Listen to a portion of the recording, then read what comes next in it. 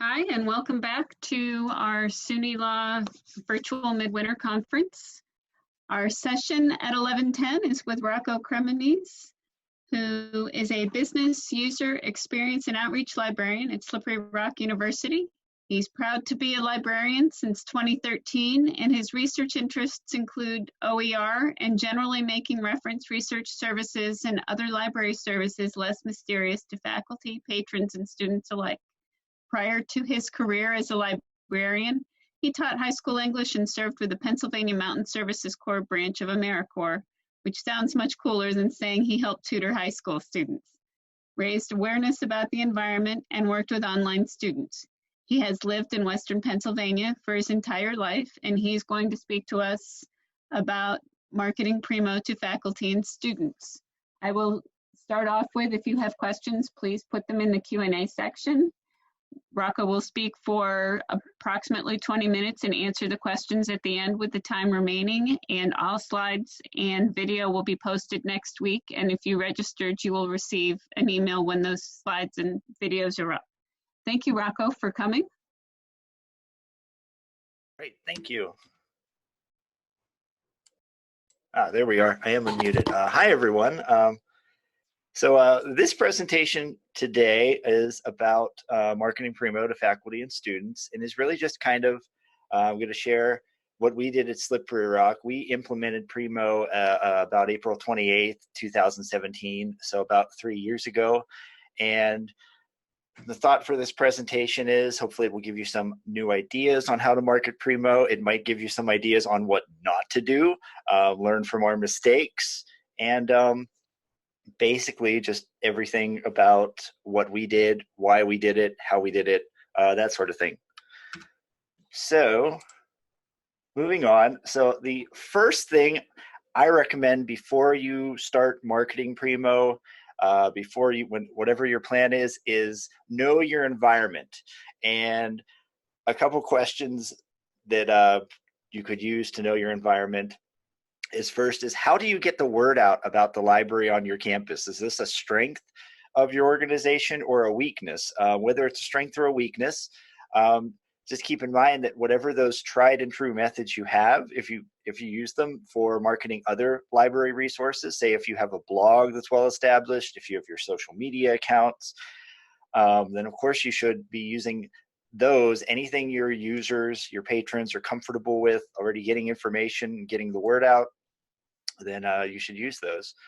How much library instruction occurs on your campus? And the reason I'm mentioning that specifically is, of course, with any new service, such as in this case, Primo, then you're going to, the more hands-on that people can use it, that's when it'll really start to sink in. Okay, this is the new service the library has, and more importantly, this is how I use it to do cool stuff, to find research, to find resources.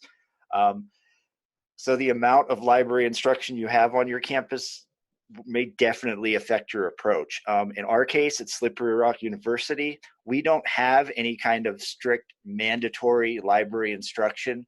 I'd say our coverage of our mostly 7,000 some undergraduates is limited to about half of the college rating classes, and about half of our first year freshman seminar classes. So we have a real battle trying to be sure that every student has had a common experience with our technology. And as you'll see through some of the examples I'm going to give, that's part of the reason we kind of emphasize workshops and emphasize some of the decisions we made with our branding and marketing of Primo. That kind of goes with the same question as anything mandatory.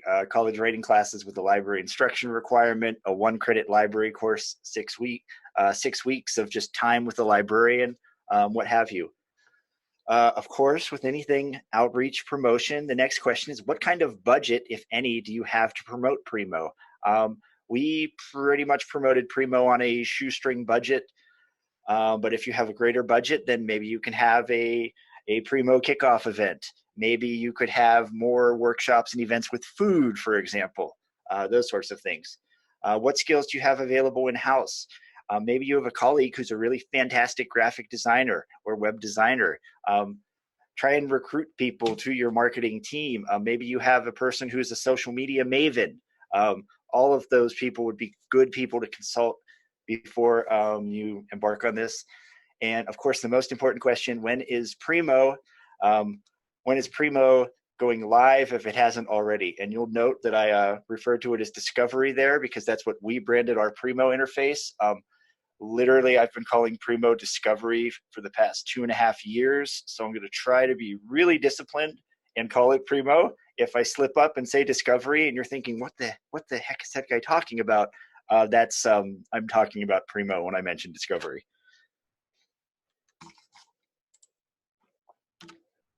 All right, so the pre-promotion pep talk. Any of you who are outreach librarians or have delved in that area, and even if you haven't, have probably experienced some of these. So just the quick pep talk while you embark on this journey to promote Primo or Discovery. First, worry about what you can control. Don't worry about what you can't. In our case, we could control the marketing, promotion, how we chose to market Primo. We could not choose the implementation date. So our Primo went live on April 28th, 2017. If that sounds fishy to those of you who are calendar inclined, yes, we launched our completely brand spanking new Primo search, discovery search 2 weeks before finals started, which was terrifying. Second, of course, don't get discouraged. You will have events where one person shows up or maybe a few people show up. That doesn't mean that you ran a bad event. That doesn't mean you promoted it incorrectly. Of course, you'll want to reevaluate everything you did and make those determinations. But as long as you put together a quality promotion plan and everything else, it might just be something that you might try something and it doesn't work on campus. It's the same as any lesson or instruction you've done. You have some lessons that will go great. You have some lessons that will be fantastically prepared and will still bomb. Just roll with the punches and keep going. And last but not least, as I said, focus on consistency and quality. Okay, so about SRU and Primo. I touched on this a little bit, but again, we implemented it April 27th, 2017, a week or two right before finals week. And so while we were doing this and preparing to roll this out, we had to think about our specific situation, which is kind of just going through the questions I mentioned a couple slides ago. But our pros and cons that we considered. First, a pro for us was it was our first ever discovery search on campus. Before that, we had Ex Libris Voyager. That was just to search our library catalog. Any journal article searching had to be done in the individual databases.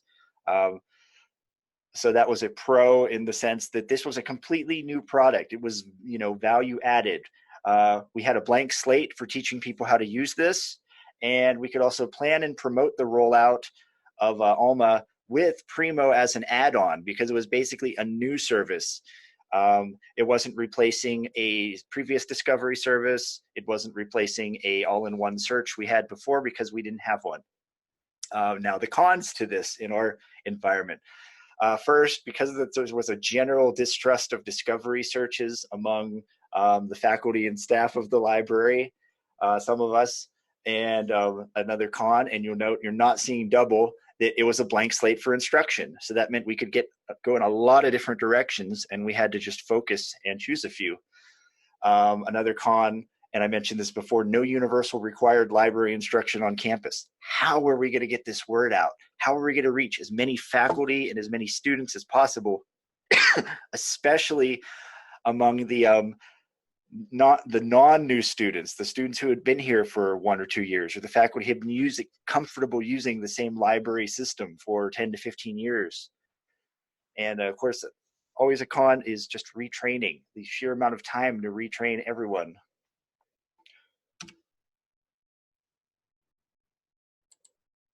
Oops, let me get back to my screen share, sorry.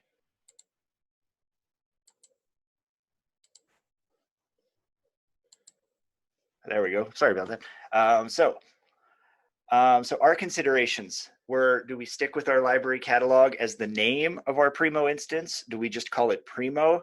Do we name it Discovery or something different, or do we do something rock themed?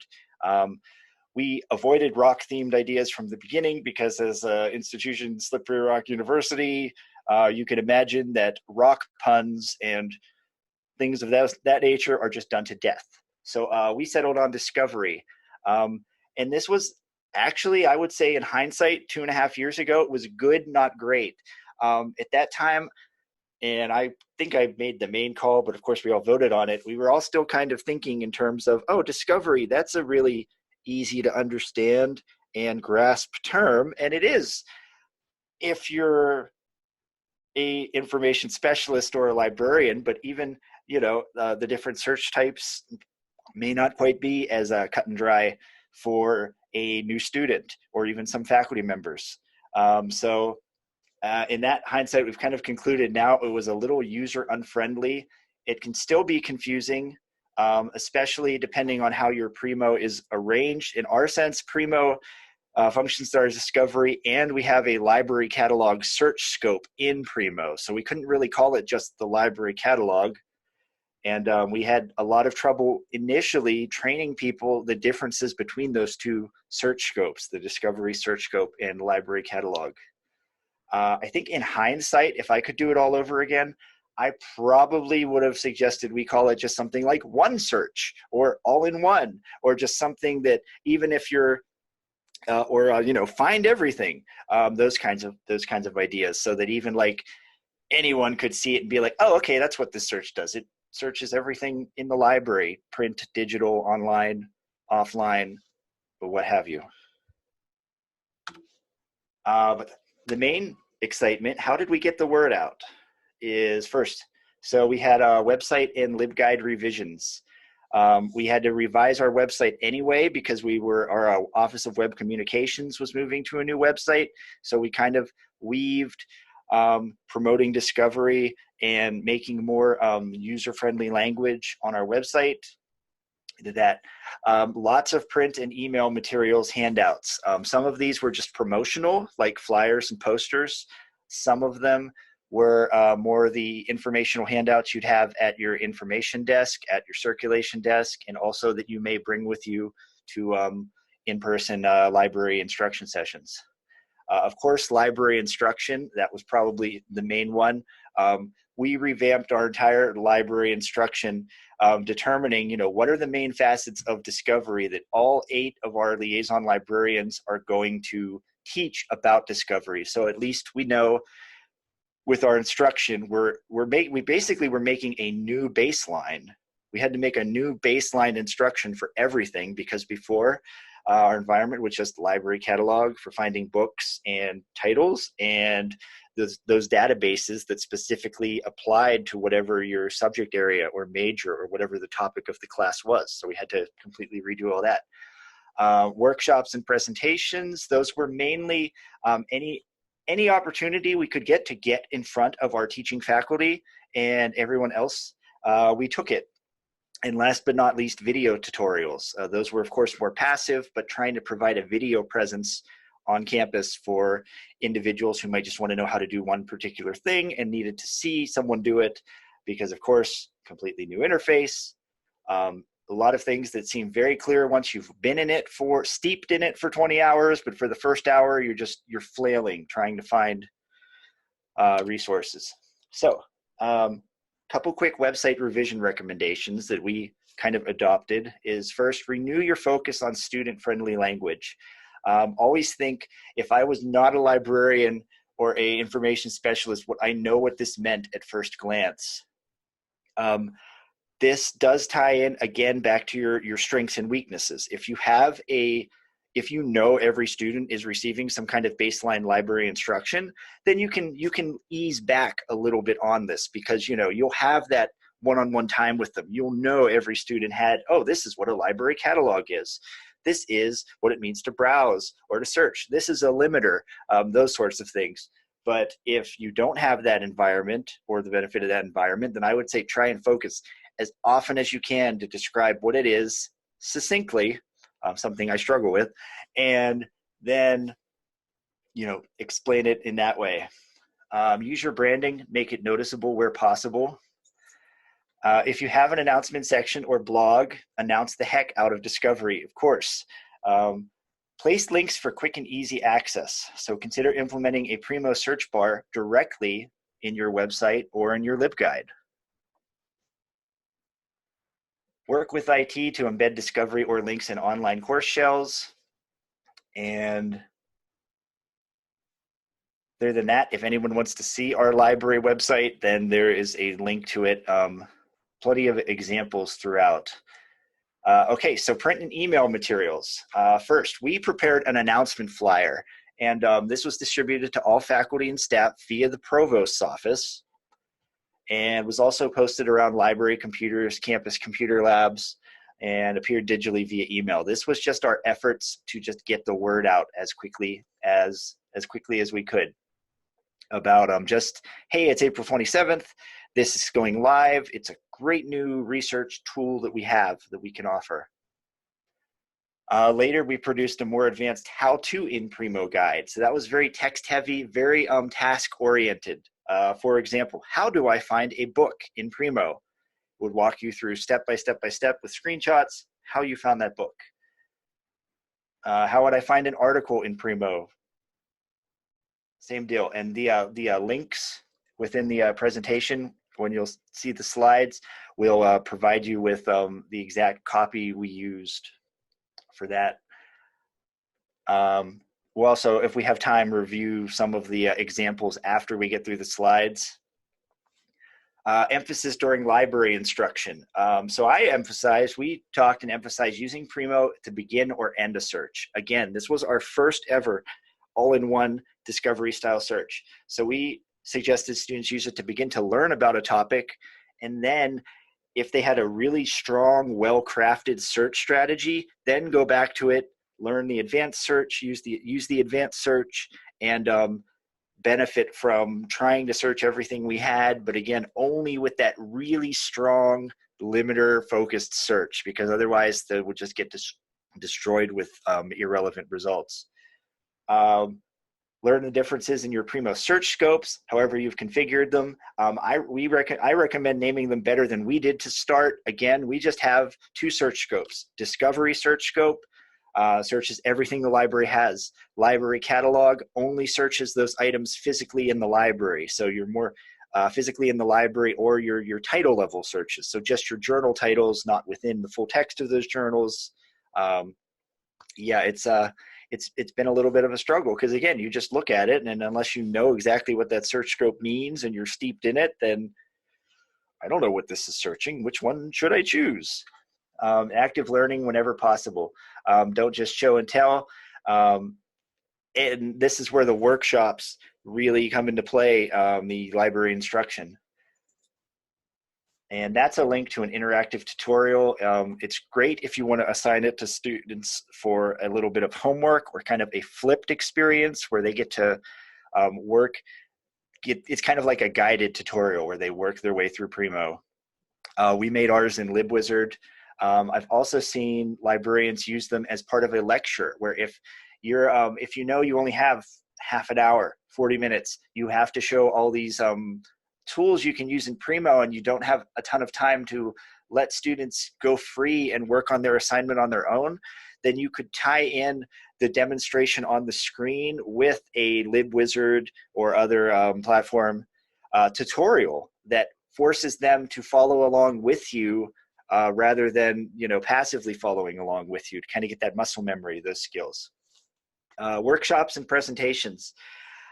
This is where we really kind of, I would say, cast as wide a net as possible. We went to leadership development workshops through our human resources department. We hosted our own faculty resource refresher workshop, where we offered faculty just light refreshment, like lemonades, those kinds of things, to come in and learn about discovery.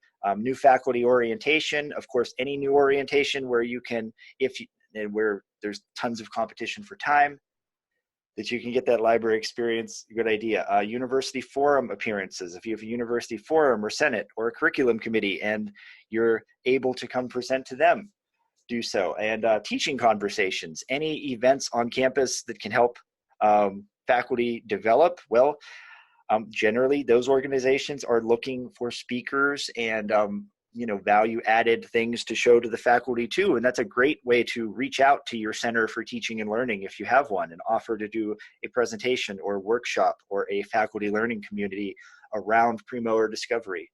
Other two, of course, and I put asterisks there because we were actually unable to do them just because of the structure and scheduling of our library, of our university. And also, some of these may not apply, but department and college meeting visits, perfect time if time permits to show off Primo. Faculty union meetings, if your campus is unionized, and then you could, show off Primo there.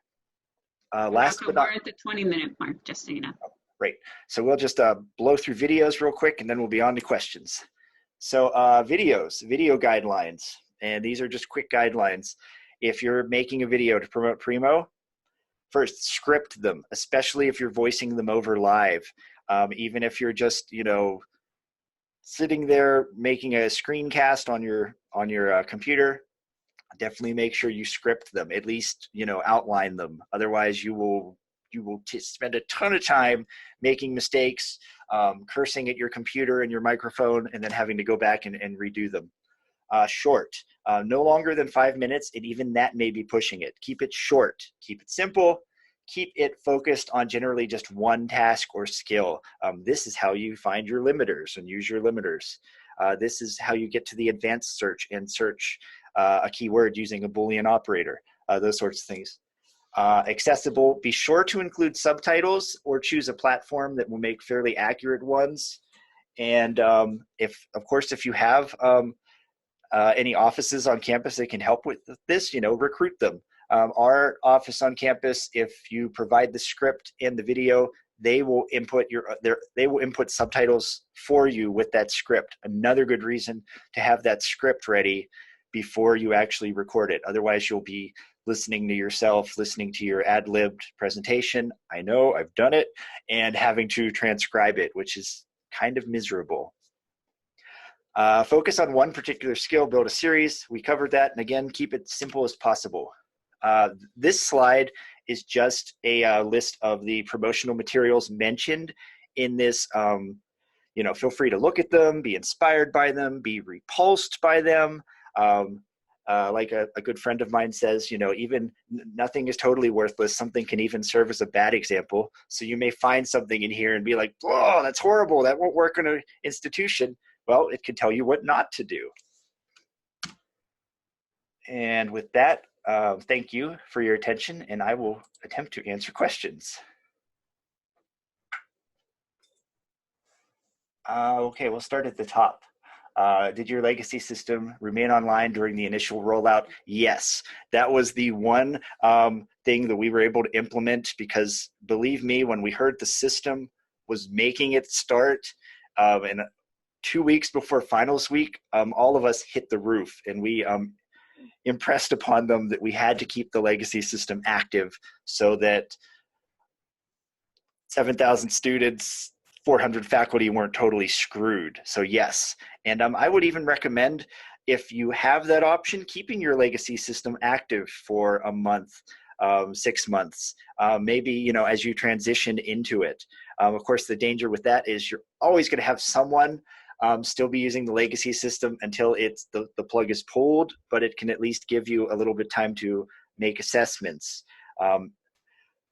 I know in our experience, we had lots of features. We had a really feature light implementation of Primo at first because we hadn't really been able to technically dive into it. So having the legacy, we were able to, discover features. Oh gosh, we really wish we had this in Primo, and managed to get those implemented while our legacy was kind of going active. Examples of student-friendly language before and after. I would say one of the best examples is anytime you can describe what it's doing rather than what it is. For example, on our website, we talked about, the library catalog or locate materials instead, or even just something simple like the circulation desk. We really focused on changing those to the actual action being taken there. So instead of our tab for circulation desk, it was check out materials. instead of the reference or research services desk. We just changed it to the information desk. Was it kind of painful, especially for us? Yes. I mean, yes, of course, it's reference. We know it's reference, but for the students, it really helped them see that and see that and just start to make that connection. Have you found that the regular updates and changes to Alma and Primo mean that video tutorials are often made obsolete and need to be replaced? Yes. In fact, if you review the video tutorials that I provided as an example, I would say probably half of them, they're not obsolete. They're still good information about your limiter use, your keyword usage there. But for example, our library website has changed a little bit. And also the instance of Primo we have is just a little more advanced. There are a couple more links to other content there now. So yes, I would say with that, that's another reason to keep your videos as simple and just one skill or one concept focus possible. So if you have to replace them, then you don't have one change blowing up a 20-minute video or an entire video series. Okay, students who can't come up with good search terms need help. They could be ESL students. What tools do you use in Primo Discovery to help students develop a better search vocabulary or strategy before they refine a search? Tools I use in Primo Discovery, the suggestive text. What I've done, and I don't have an example of this included in the presentation, but I'll see if I can add one before it goes live, is one of the advantages, at least in our instance of Primo, is that the front-facing interface, I think I just tripped over my words there, can allow you to customize your links, your materials. So maybe if you have like a really good handout or other material or online form that you use, maybe like a guide to creating a good search strategy, you may even be able to, I'm not the technical person on this, so I'm not entirely sure how, but I know you could do it, a link to that aid or that whatever tool assists. You could also, of course,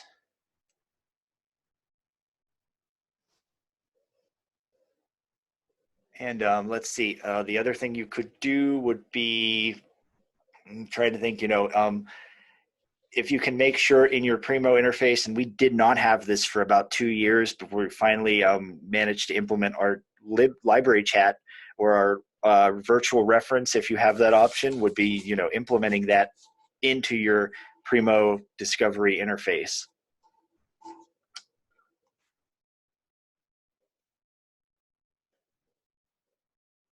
Let's see, any other questions?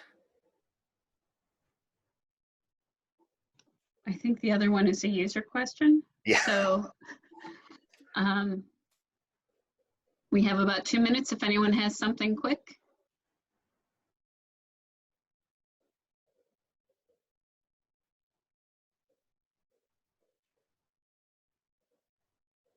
Okay, it looks like we're all set. Thank you so much for your time, Rocco. Again, the slides will be posted as well as the video, hopefully next week, and will be available, and registrants will be emailed the content at that time. Great.